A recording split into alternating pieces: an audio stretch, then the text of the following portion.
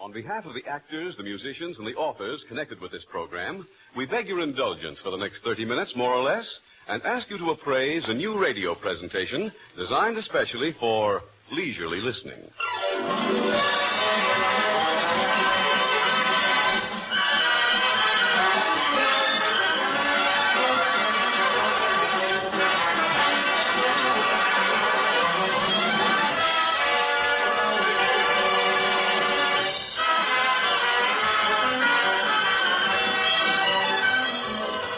My name is Larry Keating, and the delightful music enhancing this announcement is being provided by Albert Sack and his orchestra.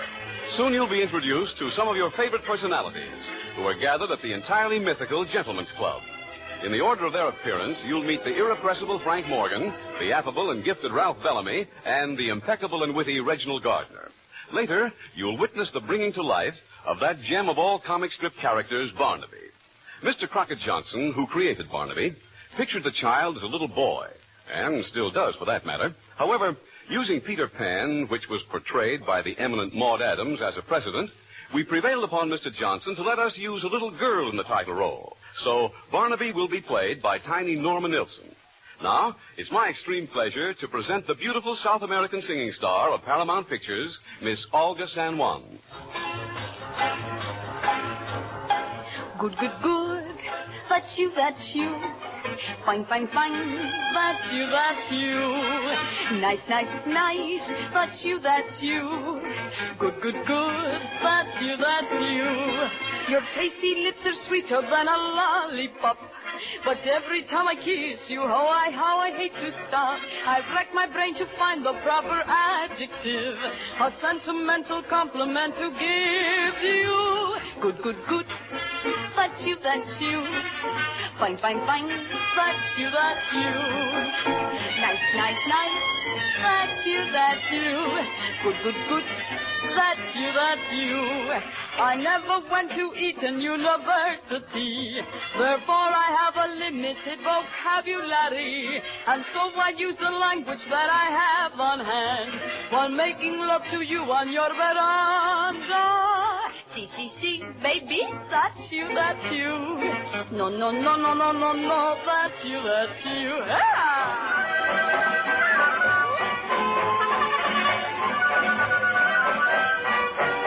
And so I use the language that I have on hand while making love to you on your veranda. Good, good, good. Fine, fine, fine. That's you, that's you. Good, good, good. Sweet, sweet, sweet. Fine, fine, fine. Yum, yum, yum. Good, good, good. That's you, that's you.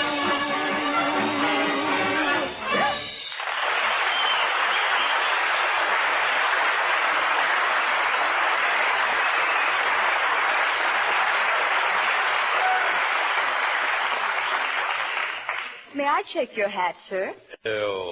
Yes, thank you. All the members. And all day I've looked forward to meeting the most handsome one. Oh, you have? Oh, yes. What time does Mr. Gardner usually come in? Gardner, well, just take care of that hat. It's a new one. Well, good evening, Mr. Morgan. You're right on the dot today as usual. Well, good evening, David. I see they haven't replaced you with a woman yet. No, sir. Shall I get you a table in the dining room, sir? Well, a little later, David. I'll have a bourbon in the library first. Before dinner? Better make it 2. I never eat on an empty stomach.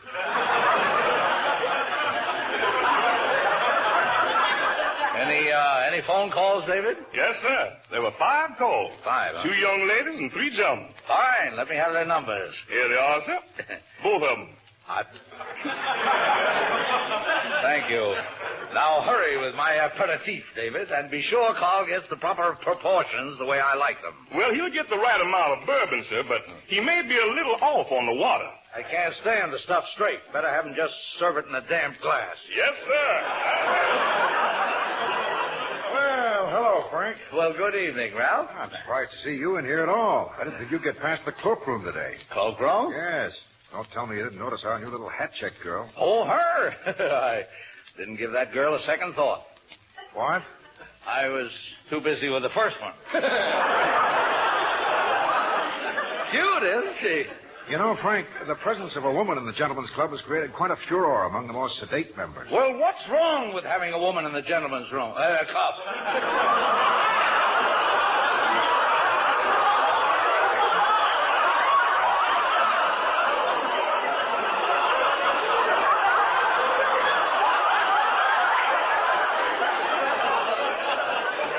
Well, Hudson is furious. Says if he's reelected president, the girl will have to go. Well, that's the trouble with his mausoleum. It's time they chose a younger man to run things. Good evening, gentlemen. Oh, hello, Gardner. Ralph, I think I'd make an excellent president. My vision is clear, my mind is keen, and my hand is steady. How are your legs? Hollow. No. The more I think of it, Bellamy, the more I'm convinced I'd make a wonderful president. We don't have a president in England. King, you know.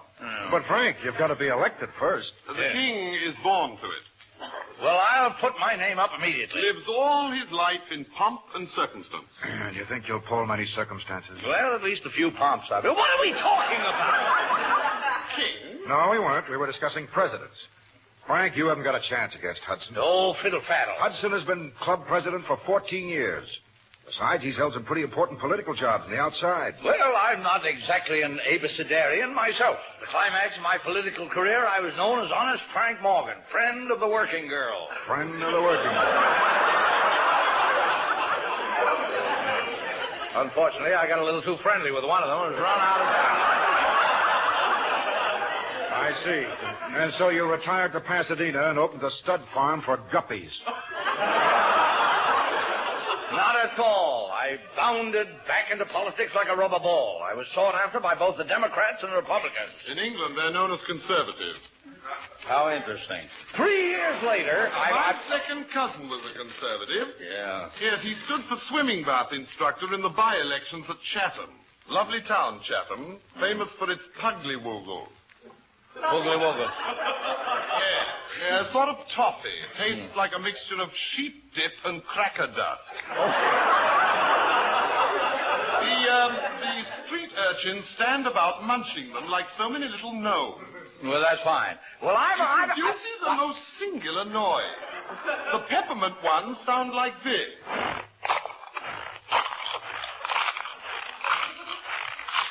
And the chutney ones sound more like this.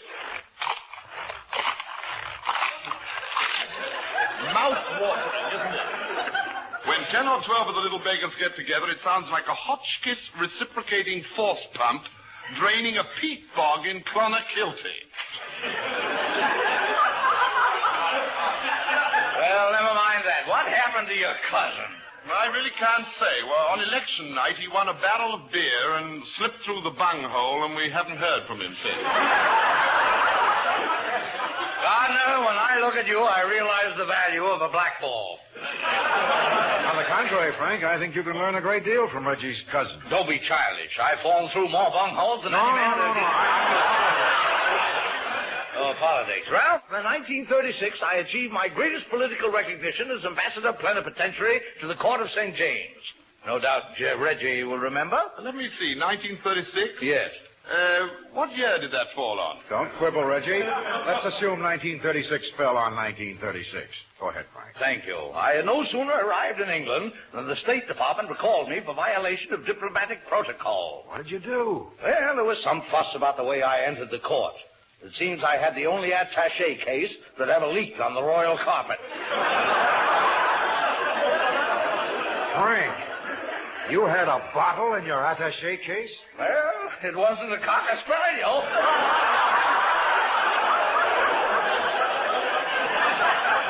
On my return to Washington, I immediately went to the State Department to explain my conduct.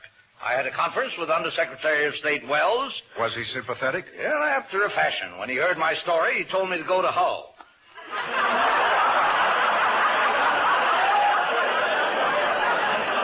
At least I thought that's what he said. And so ends the incident of the leaky briefcase. Not by a long shot. A few well-chosen words, and I had the secretary eating out of my hand. In a trice, I received one of the most coveted assignments in diplomatic circles. Suffice it to say that it was known as the tinderbox of Europe. I have it. What? 1936 did fall on 1936. I was instructed to negotiate with the power behind the throne, the beautiful and glamorous Princess June of the House of Murphy. I'll admit I was greatly impressed. After all, I was but a typical clean-cut American boy from New Rochelle. I can well imagine. Suddenly, as I was reclining in the vicinity of the punch bowl, there was a fanfare of trumpets, and down the great staircase came the beautiful Princess of June. She was in the full bloom of queenly womanhood, a striking figure in a form-fitting gown of white satin and ermine. She reminded me of nothing so much as a beautiful song. The Princess Waltz? No, June is busting out all over. As I looked over the palatial palace grounds, I was impressed by the beauty of the scene. Needless to say, it was nothing like New Rochelle. I don't suppose so. The princess stood there close to me with the Baltic moon framing her fragile beauty. Ah, yes, it was nothing like New Rochelle. Go on, Frank. As the scent of her intoxicating perfume engulfed me, she was suddenly in my arms. I kissed her. Kiss? And from then on, it was just like New Rochelle.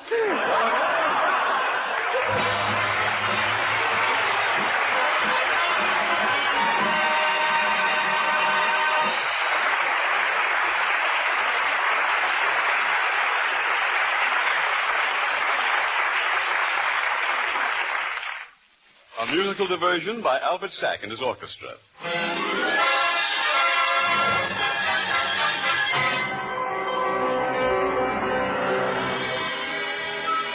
With Olga San Juan, we present Jose and Nestor, the Brazilian sensations from Walt Disney's The Three Caballeros in Tico Tico.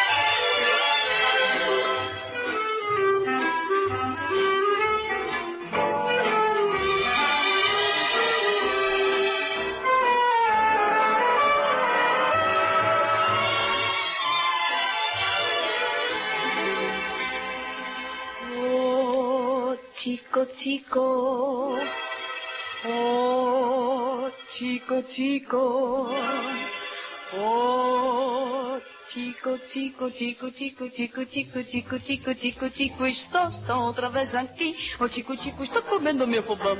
Se o chico, chico tem que se alimentar, que vai comer umas minocas no pulmão.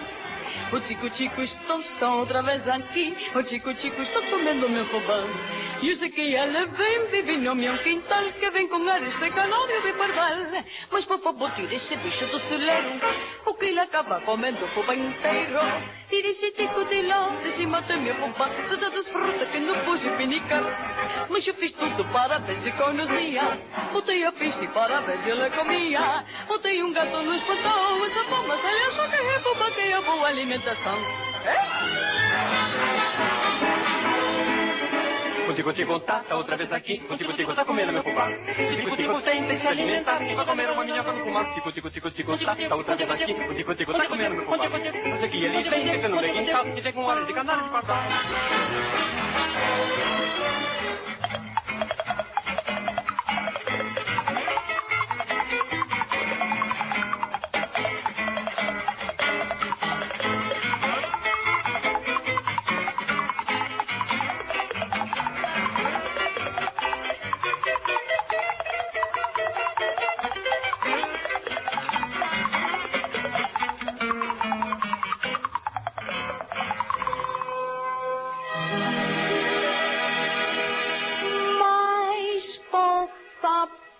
Desse bicho do celeiro, porque ele acaba comendo o fubá inteiro.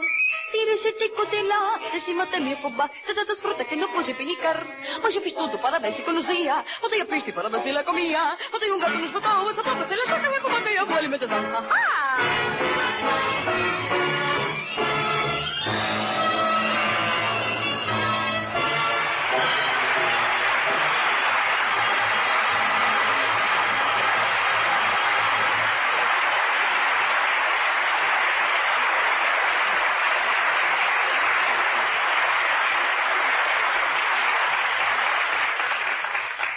Barnaby.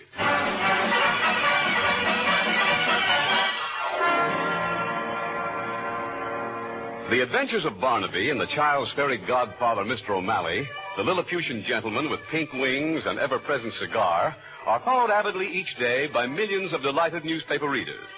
Since no adult has ever actually seen O'Malley, Barnaby's bewildered parents are inclined to believe their otherwise normal child is subject to hallucinations, or at least given to fantasy making. But Mr. O'Malley does exist, as you shall soon see and hear for yourselves. At this very moment, Barnaby sits in the carpeted foyer of the exclusive Gentlemen's Club, waiting for Pop, played by Ralph Bellamy.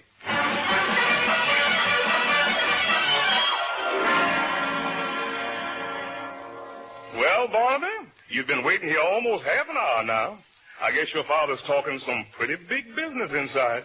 Oh, I don't mind waiting, but I wish you had some more interesting magazines. What are you reading there? The Wall Street Journal. But I don't understand it very well. Well, between you and me, Barnaby, most of the gentlemen here don't understand it neither. I'll bet Mr. O'Malley understands it. Mr. O'Who? Mr. O'Malley. He's a member here. I've been here 12 years, and I ain't never heard of any Mr. O'Malley. Oh, I'm sure he belongs to the club. He told me so himself. Oh, David. Yes, Mr. Reggie? Would you ask at the desk and see... Oh, hello. Who's the infant? This is Barnaby Baxter, sir, asking for Mr. O'Malley. And I don't recall any member by that name. I'm afraid I don't either. What does he look like, little boy? Well, he's not very tall. He smokes a cigar and has a turned-up nose, and I'm not a little boy. I'm a little girl. I thought Barnaby was a boy. Well, Crockett Johnson, who created the character, gave me permission to be a little girl. And I'll thank you, Mr. Gardner, to keep sex out of this.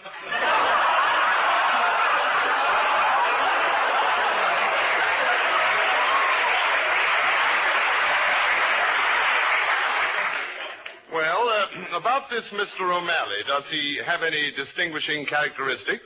No, but he does wear a green overcoat and a pair of pink wings. Well, I'm afraid I don't know him, miss. None of our members wears a green overcoat. Excuse me, miss. But did you say pink wings? That's right. You know, come to think of it, Mr. Reggie, that's why Herbert left. Oh, did he have pink wings, too? No, sir. Herbert was a cloakroom boy.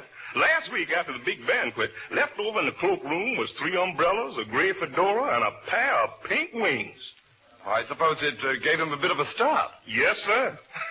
He figured if the angels was pressing him that close, he better take himself home and lay down. Oh, I'm sure those wings were Mr. O'Malley's. Little girl, I hate to disillusion you, but are you positive that this O'Malley person isn't just an hallucination? No, he's my fairy godfather. Fairy godfather? Uh-oh. Herbert, move over. Oh, you're just like my parents. They don't believe in Mr. O'Malley either. There you are, Barnaby. I'm all finished with my business. We better be getting home now. But, Pop, can't I stay and see Mr. O'Malley? Not tonight. Well, don't tell me you've heard of this O'Malley, too. Oh, I hear about him all the time, Reggie. He carries a cigar as a wand, and he has a friend named Gus the Ghost. Well, see you tomorrow, Gardner. Come on, Barnaby.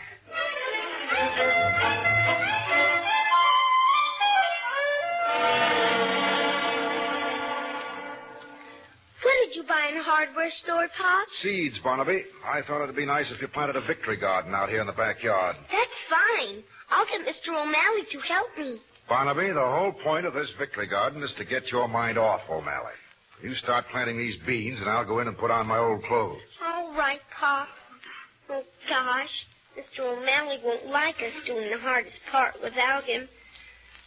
I guess I'll start digging over here.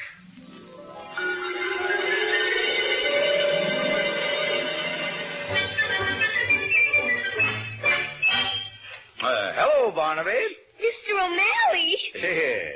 I looked for you at the Gentlemen's Club, but they said you weren't there. Yes, well, I went in the back way. Gus, the ghost, and I were inspecting the premises. He's considering haunting it, you know. Seems he's a little disgusted with his present position. Isn't he happy in the old Jackson place? No, he has trouble getting laundry service out there. The only ones who will go out that far is the Dainty Tidy Laundry Company. Gus says no self-respecting ghost would be caught dead in those things. Mr. O'Malley, Yeah. would you help me with my victory garden? Poor Gus, he always had some problem or other. A few years back, he had a good steady job lined up as Phantom of the Opera, but he couldn't clear it with Petrillo.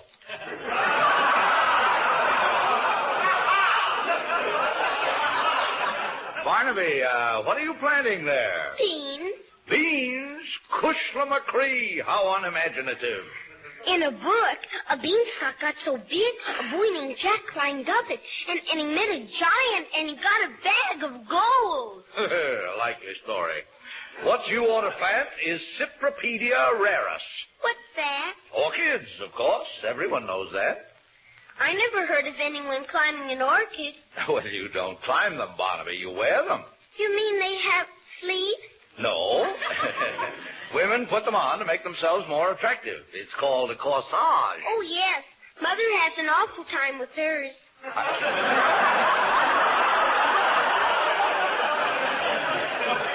Yes, well, that's another thing entirely. Well, now that we've decided on orchids, I'll go and get the seeds. But Mr. O'Malley... Oh, my. He's gone. Well, Barnaby, do we have our little beans all safely tucked away in their earthy beds? No, Pop. I'm not planting beans. We're going to raise Cypripedium rarus. What's that? Orchids, of course. Everybody knows that.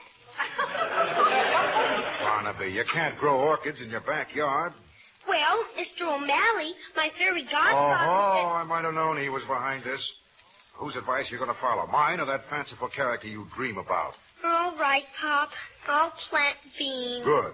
If you run into any trouble, I'll be in the house reading a book on child psychology. I'll be all right. Bad news, Barnaby. Not a single orchid seed to be had at the hardware store. Such a big demand for them, I suppose. Well, it really doesn't matter, Mr. O'Malley, because I've decided to plant beans after all. Beans? Barnaby, whose advice are you going to follow in this matter? But gosh, Mr. O'Malley. Very well, Barnaby. We'll plant beans. Mr. O'Malley, Yeah? these bean seeds look just like all other seeds. Well, of course. Well, before it starts to grow, how does it know to grow up to be a bean? That's a very good question. Now, if you'll just dig over there, I think I'll try Wouldn't and a find... bean feel awfully disappointed if it grew up to be an asparagus? But that couldn't happen, Barnaby. You didn't grow up to be a horse because your mother and father weren't horses. I'm glad. I wouldn't like to pull a milk wagon. Well, it's the same way with a bean. Its mother and father were beans. Little beans are just like you are, only they live under the ground where it's dark. If there's no light, how do they study their homework? No, they don't. But it's so dark down there, the teachers don't know the difference. Do you think I dug the holes deep enough, Mr. O'Malley? Oh, yes. Yeah, that's fine. You can put the seeds in now. That's right. Space them well. Now, pat the earth down over them. There. Now what do we do next? Nothing. All we have to do is stand around and watch them grow. It's funny, there's nothing coming up yet. They probably need water. I think I'll go get the sprinkling can. Well, there's no need for that, Barnaby. If you really want water, I'd be only too happy to prod the elements a bit with my magic wand. Gosh, Mr. O'Malley, can you make it rain just by waving your cigar? Certainly. Make it rain, Mr. O'Malley. Well, I don't know. The last time I performed such a feat, I got rather a nasty letter from the Los Angeles Chamber of Commerce. Make it rain, Mr. O'Malley, please. Well? Bean will go into a big beanstalk, and I can climb up and see the giant. Giant? Well, if it's a giant you want to see, there's no use making it rain at all. I happen to be acquainted with a well-established practicing giant myself. Ran into him in the woods only yesterday. That's wonderful. When can I see him? Well, I'll be happy to give you a formal introduction right now. Let's hurry before it gets dark.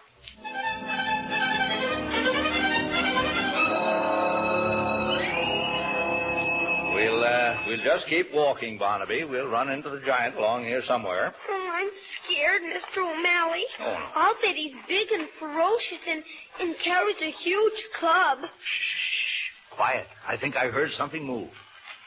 It's the giant. He's coming out of the bushes. Hello.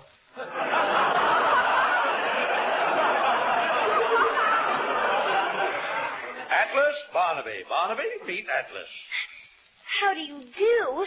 Fee, fi, fo, fum. You're awfully small for a giant. You must be the new dehydrated model. Well, now, don't be too critical of Atlas, Barnaby. He's a mental giant. That's a funny-looking club he's carrying. That's not a club. That's a slide rule. No matter what you want to know, it'll give you the correct answer. Mr. Atlas, can you make it rain with your sliding ruler? Of course not. No one can make it rain. Mr. O'Malley can, just by waving his cigar. O'Malley, what have you been telling this child? You know it's impossible to make it rain. It's not impossible. I can prove it's impossible. Give me a minute with my slide rule, and I'll prove he can't make it rain. If I were to wave my magic wand like this, you'll see. O'Malley, you'll be clouding the problem with mysticism. Now, I'll figure it out in a jiffy. C squared over phi equals C pi thumb. Carry the foe, dangle the thumb, add 2 P's, 3 times 5. Mr. O'Malley! What? It's raining! Well, of course. It was no trouble at all for a man of my ingenuity. X pi square over coefficient of 6 million plus the dew point. If I could easily prove you can't make it rain if my slide rule wasn't getting all wet.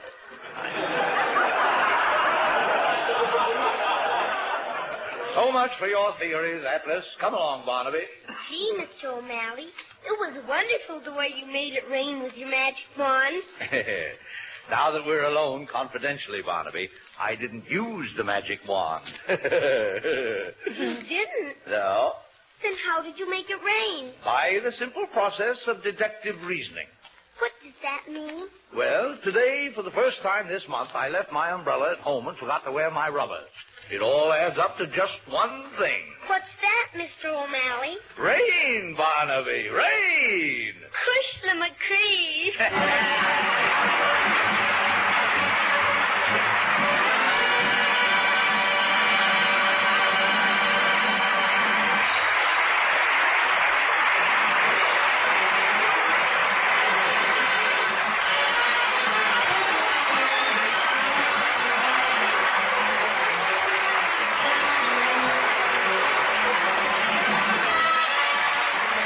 Seconds now to remind you that you've listened to Frank Morgan, Reginald Gardner, Ralph Bellamy, August San Juan, the Brazilian jive experts Jose Oliveira and Nestor Amaral, the Gentlemen's Club bar steward James Baskett, the mental giant Arthur Q. Bryan, and tiny Norma Nilsson as Barnaby.